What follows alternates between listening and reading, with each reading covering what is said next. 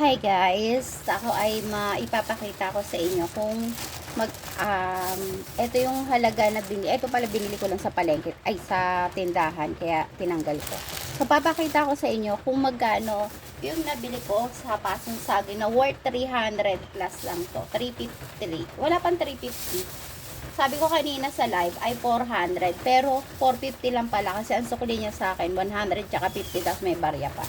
So una, nakabili ako dito ng talong na madami. O, di ba? Dami kong talong. Yan. Tapos, nakabili uli ako ng avocado. O, di ba? Avocado. Yan, avocado. Yan, avocado ko. Pwede na raw yan bukas kainin. Tapos, nakabili rin ako dito ng patatas.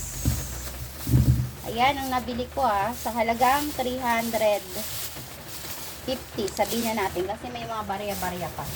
Tapos kamatis. Ayan ang nabili ko. Papakita ko lang sa inyo. Tapos dalawang patola.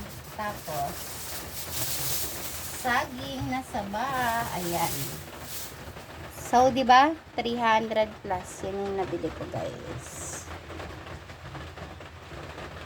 Marami na akong lutoon magagawa dyan. So, yun lang. Thank you for watching.